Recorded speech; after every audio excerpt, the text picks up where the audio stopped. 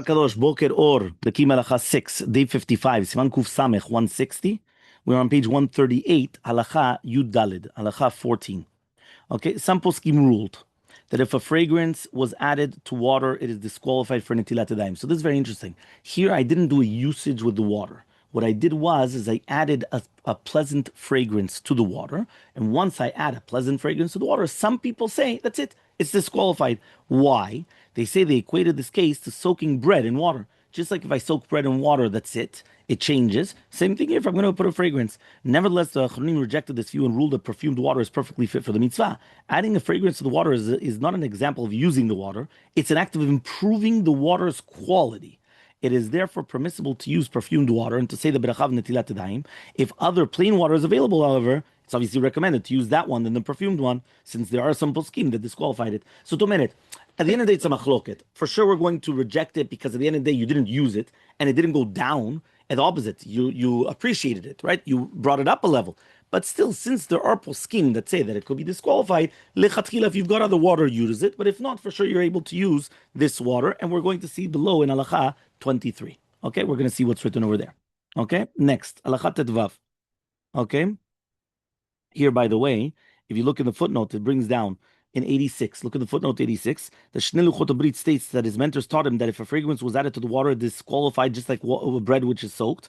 The Magen Avraham challenged this ruling against the Shlach Kadosh, arguing that that if this is so then adding a coloring to the water would likewise disqualify it, even without the reason of changing the water's appearance. Furthermore, he argued, right, that this cannot be be called using the water, since his intentions is to improve it, not to make it ruined.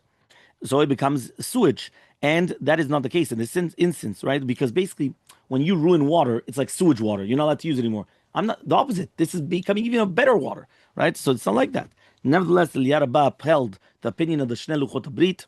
Okay, the Kaf HaChaim Sofer ruled that since the poskim debated this halacha, if someone used perfumed water, he should not say a beracha. That's the Kaf HaChaim Sofer, without a beracha. But the Halacha Brura ruled that no, you could make a beracha. Why? Since we are in a doubt if this water has become used water or not, we always go lenient.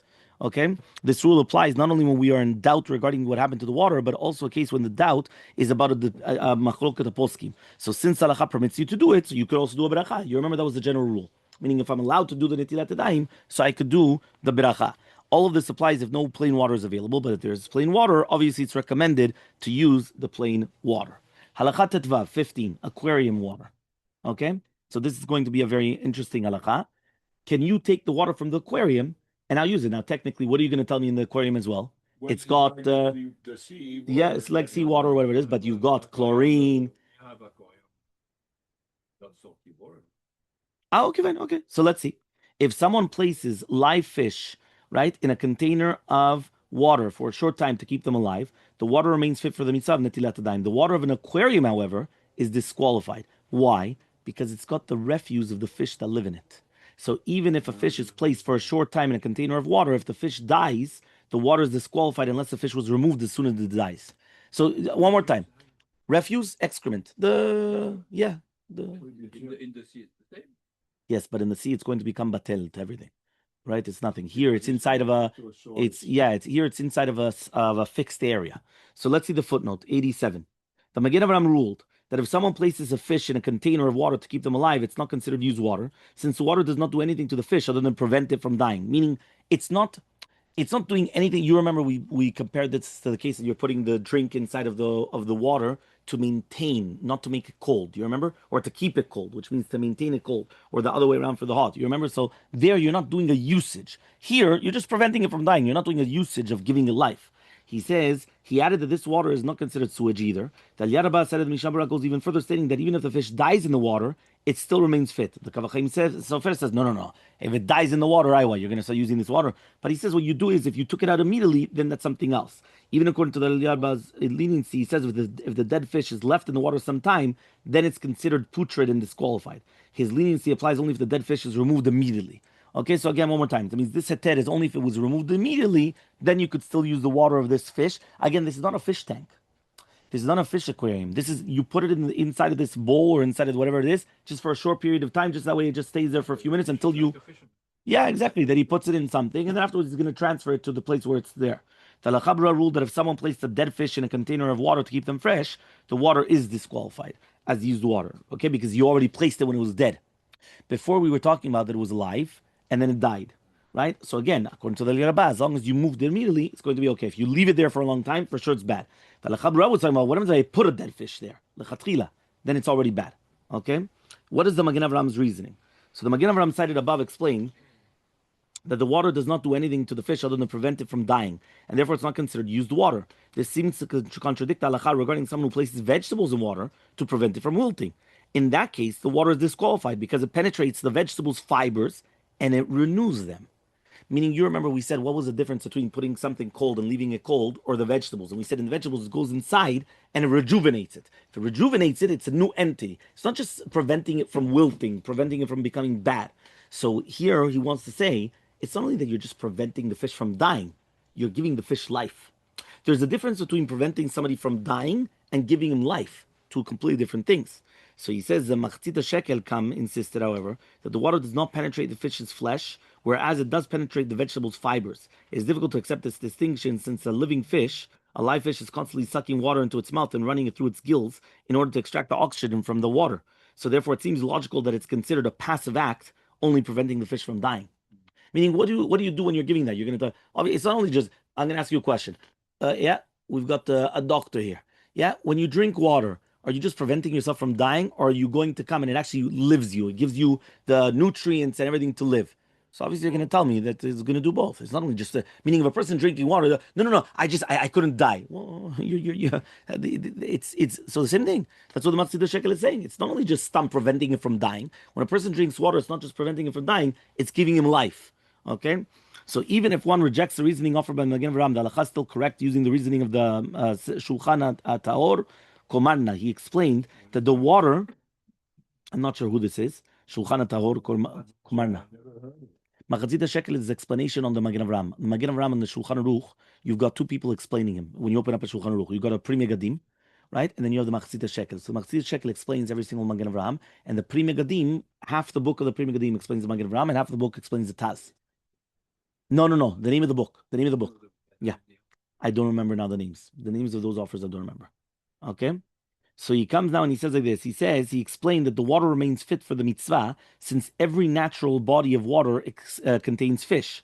So apparently he meant to say that since the natural existence of water is that it supports aquatic life, therefore keeping a fish alive does not make it used water. Meaning he says every normal body of water has fish. So that becomes the norm. And if that becomes the norm, the fact that there's going to be fish in there does not make it any different now. So although one might argue that there is a difference between water in a natural setting, which is lakes and rivers, and water in a man-made pool, Shulchan Aruch did not consider this vital difference, and in either case, the water's effect on the fish does not make it used water. Okay, so that's, again, we have another svara to be mekel. But now about the aquarium water. So this is what we really wanted. What about the aquarium water? So he says like this. Despite the ruling of the Magen Avraham, it is likely that the water of an aquarium is disqualified for the mitzvah netilat yadayim. As the Yalkut Yosef remarked, the fish living in the aquarium, right, they pollute it with their own refuse, and no one would consider drinking it. Meaning, when was the last time you saw somebody take water from the aquarium and drink it? You can. You understand? No, you've got an aquarium. You're going to drink from it? Salt water.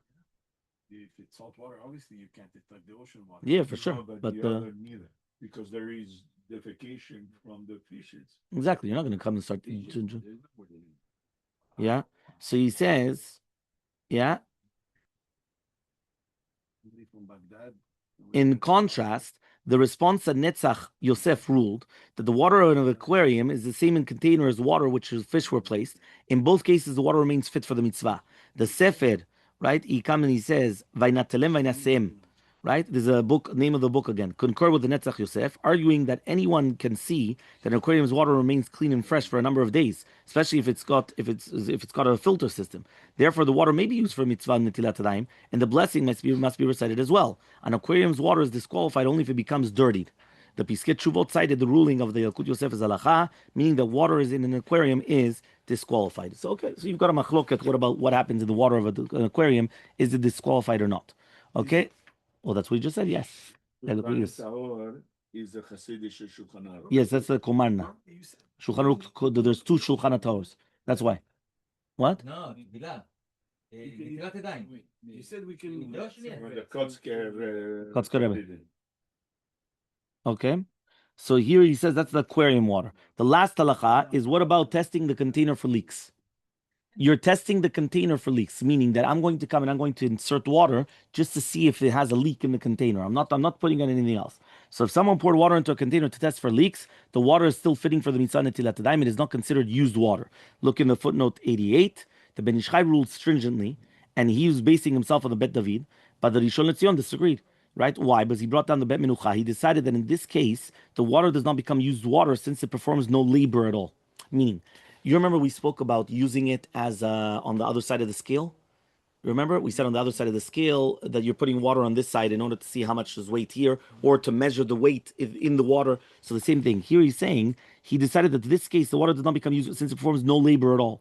Although people can discern whether the utensil leaks by observing the water in the utensil, it does not make it used water. This cannot be compared to someone who cools a bottle of wine in water, since in this case the water actually does something for the person using it. Meaning, if I've got how do you call it, the bath water, the ice bath, right?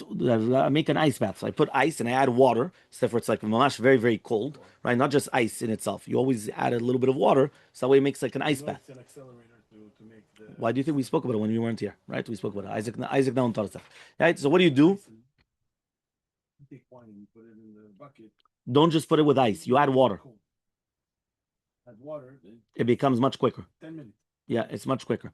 So therefore, we say like that. By the ice bath over there, when we spoke about it, we went and we said you're cooling the drink down, right? What does that mean? It was a hot bottle of whatever it is. Now I'm making it cold. That you're not allowed to. That's a used water. That's making it used. But here it's not. Sort of a Akiva Eiger likewise also discussed this issue and did not rule conclusively about it. Other achronim, right? He brings down rule definitely that the water remains fit for the mitzvah. That Rishon LeZion concluded that even if these poskim would have not ruled definitely, we would still be lenient because again it's a machloket. And once we were going to be lenient, so therefore you could do netilat yadayim, and therefore you could do the beracha as well. Can we do netilat yadayim with ice?